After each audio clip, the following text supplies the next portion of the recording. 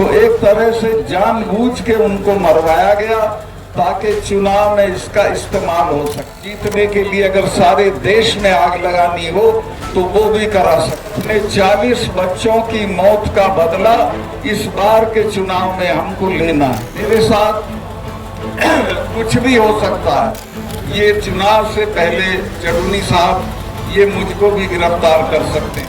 ये कहती थी कि जिस दिन ये धारा 370 हटेगी खून की नदियां बहेंगी। तो उनके तमाम प्रबंधक लोग, माननीय चढ़ूनी जी, बेटी विनेश फोगाट, अब मेरी तो दिक्कत ये है कि मैं इनके धरने पे जाता हूँ तो मुझे 3 की मिलाई करनी पड़ती है। ये मेरे मामा के गोद की है, साक्षी मलिक मेरे गोद की है।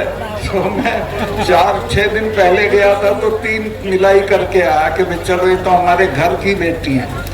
तो मैं इससे अभी कह रहा था कि बेटे देश में जिधर निकलोगे इसी तादाद में लोग तुम्हारे साथ खड़े रहेंगे और देश के लोगों ने तुम्हारी लड़ाई को अपनी लड़ाई मान लिया है। अब इसमें कोई ज्यादा मेहनत करने की जरूरत आपको नहीं है, वो मेहनत हम करेंगे। मैं आपको एक बात बताऊं, 2 हफ्ते पहले मैंने एक इंटरव्यू में उस अखबार वाले को बताया कि पुलवामा में हमारे 40 जवान शहीद हो गए थे। जब मैं वहां गया और मैंने सारा नक्शा देखा और लौट के आया तो प्रधानमंत्री कहीं गए हुए थे, शूटिंग करा रहे थे अपनी। उनका टेलीफोन आया, उन्होंने कहा सतपाल भाई क्या हुआ? मैंने कहा साहब ऐसे ऐसे हमारे 40 जवान शहीद हो गए और वो हमारी गलती से हुए। वो 4 महीने से हवाई जहाज मांग रहे थे जम्मू से श्रीनगर जाने के लिए, लेकिन उनको हमने हवाई जहाज नहीं दिए, लिहाजा वो सड़क के रास्ते गए और मारे गए। तो प्रधानमंत्री ने मुझे कहा कि तुम चुप रहो। 2 घंटे बाद जो हमारा सिक्योरिटी एडवाइजर है अजीत डोभाल, वो मेरे साथ पढ़ा है, उसका टेलीफोन आया कि सतपाल भाई इस पे बोलो मत, इस पे चुप रहो। मैंने समझा शायद ये जांच कराते होंगे, वो जांच आज तक नहीं हुई है। वो सिर्फ एक बहाना ढूंढ रहे थे कि इस सवाल पे पाकिस्तान की तरफ मोड़ के और चुनाव लड़ जाएं। हमारे 40 बच्चों की लाश पे खड़े होके ये चुनाव जीते हैं। मैं आपसे निवेदन करना चाहता हूं, अब की उनकी लाश पे इनको भस्म कर देंगे और इनको हम सजा देंगे कि इन्होंने कैसे हमारे बच्चों के साथ लापरवाही बरती। 5 हवाई जहाज सरकार के लिए बड़ी चीज नहीं होती। मैं वहां गवर्नर था, कश्मीर के और जम्मू के लड़के जहाज मांगते थे जब सर्दियां होती थी कि हमें इम्तिहान देने जाना है और सड़कें बंद हैं, तो मैं सबको हवाई जहाज दिलवा देता था। तो एक तरह से जानबूझ के उनको मरवाया गया ताकि चुनाव में इसका इस्तेमाल हो सके। और ये ऐसे लोग हैं कि चुनाव जीतने के लिए अगर सारे देश में आग लगानी हो तो वो भी करा सकते हैं। मैं आपसे हाथ जोड़ के प्रार्थना करता हूं कि अपने 40 बच्चों की मौत का बदला इस बार के चुनाव में हमको लेना है और जरूर लेना है। दूसरे, अभी चूंकि मैंने ये बोल दिया है तो मेरे स्टाफ को तंग कर रहे हैं। मेरे स्टाफ के लोग जो साधारण लोग हैं, 6-6 दिन से सीबीआई उनका इंटरोगेशन कर रही है। जिनके खिलाफ मैंने इल्जाम लगाए थे उनका किसी का इंटरोगेशन नहीं हो रहा। मेरी सारी सिक्योरिटी विड्रॉ कर ली है। मैं 2 कमरे के किराए के मकान में रह रहा हूँ, कोई गवर्नर नहीं रहता। कश्मीर का गवर्नर जब रिटायर होता है तो उसे दिल्ली में बंगला मिलता है, उसको 70 लोगों की सिक्योरिटी मिलती है। मेरे पास 1 सिपाही है, सिर्फ 1 सिपाही है। मेरे साथ कुछ भी हो सकता है, लेकिन मुझे आपका हौसला है। मैं आपके भरोसे पे लड़ रहा हूं और जब तक इनको हटा नहीं लेंगे तब तक लड़ता रहूंगा। इन बच्चियों की लड़ाई को तो हम हम जरूर जीत लेंगे, मुझे कोई शुबा नहीं है। जिस तरह से देश भर में इनके लिए हमदर्दी है, ये कामयाब होंगी और कोई रोक नहीं सकता।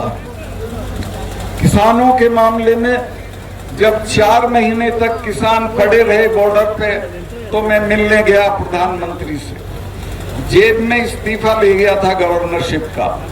मैंने कहा कि साहब ये 4 महीने से पड़े हैं, इनसे कोई बातचीत कर लो। तो बहुत घमंड में थे, बोले कि चले जाएंगे सतपाल।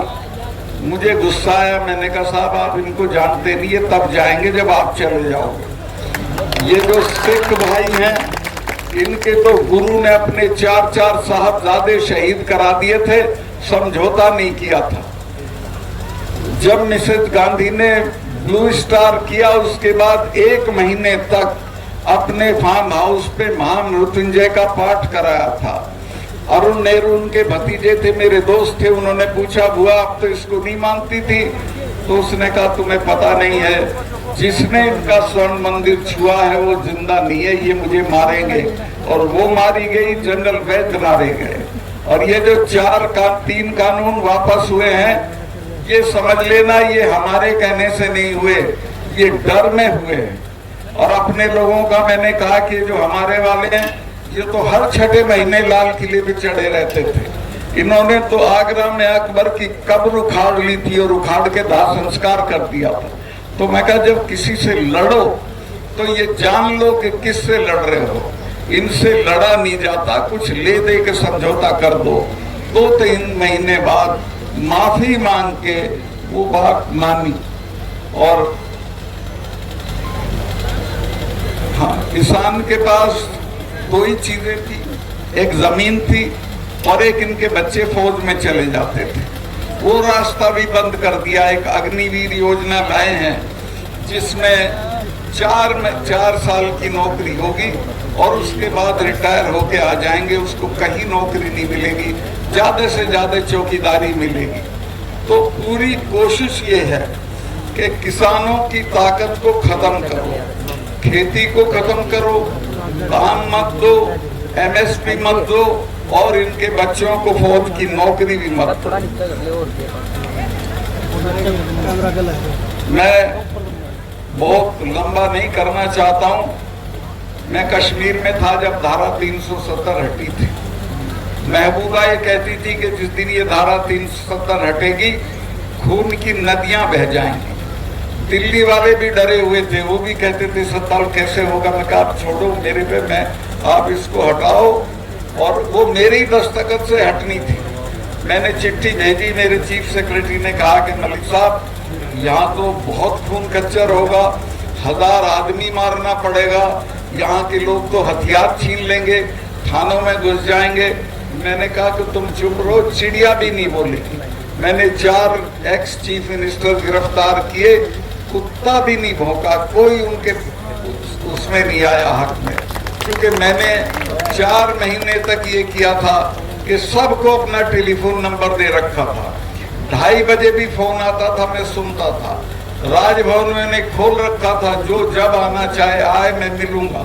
और नतीजा ये हो गया था। और लोगों को मैंने समझाया कि ये 250 टेररिस्ट हैं, इनको लेके तुम दुनिया की दूसरे नंबर की फौज से लड़के क्या हासिल कर लोगे, सिवाय ये मारे जाएंगे चिड़िया की तरह और कुछ नहीं होगा। बातचीत से सब कुछ हो सकता है। और मैं कई नेताओं के बच्चे तो लंदन में पढ़ रहे हैं, तुम्हारे मरते तुम क्यों बेवकूफी करते हो। वो बात उनकी समझ में आ गई थी। और जब ये पकड़े गए तो किसी ने कुछ नहीं किया। मुझे ऐसे फोन जरूर आए कि साहब इन्हें अभी आसानी से मत छोड़ना, थोड़ा देर से छोड़ना। एनीवे, जो होना था वहाँ के बहुत सारे काम है, मैं क्या गिनवाऊं, ये मौका नहीं है। लेकिन मैं ये कहना चाहता हूँ कि देश में इस वक्त एक बहुत ही निर्लज और बहुत ही क्रूर सरकार है, जिसको लोगों की किसी तकलीफ से कोई मतलब नहीं है। ये बच्चियां जब जीत के आती हैं तो इन्हें अपने बंगले पे बुला के फोटो कराता है, चाय पिलाता है और कहता है हमारी बच्चियां जीत के आ गई। और अब ये पढ़ी है तो इनकी कोई सुध नहीं ले रहा है। तो ऐसे लोगों से निजात पाना है, इनको हटाना है, किसी भी कीमत पे हटाना है। और मैं आश्वस्त हूँ मुझे पूरे देश से जिस तरह के संदेश आ रहे हैं, जो आपकी मैं भीड़ देखी, ये अद्वितीय है, अभूतपूर्व भीड़ है। लेकिन ऐसा मत समझना कि बाकी जगह में नहीं है। पूरे देश में लोगों की आग लगी हुई है इन बच्चियों के सवाल पे, किसानों के सवाल पे। और हाँ, एक चीज और आपको जिम्मेवारी दे दूं, ये चुनाव से पहले चडूनी साहब ये मुझको भी गिरफ्तार कर सकते हैं, क्योंकि चाहेंगे कि ये कहीं ना जाए, ये पुलवामा पे ना बोले। तो जब मैं गिरफ्तार हूं तो मैं आपसे कोई ये तवक्को नहीं करता हूं कि क्या करना है, ये आप मेरे से बेहतर जानते हो। दूसरे और ये जो चडूनी साहब हैं, संघर्षशील आदमी है, ऐसे लोगों को आगे बढ़ाइए और अपनी बच्चियों की मदद करिए। 28 तारीख को विनेश फोगाट ने आपको बताया है, बहनें भी जाएं तो और अच्छा है, नहीं तो पुरुष और लड़के तो जरूर जाएं और 28 को जाके पार्लियामेंट का उद्घाटन करें। बहुत बहुत धन्यवाद।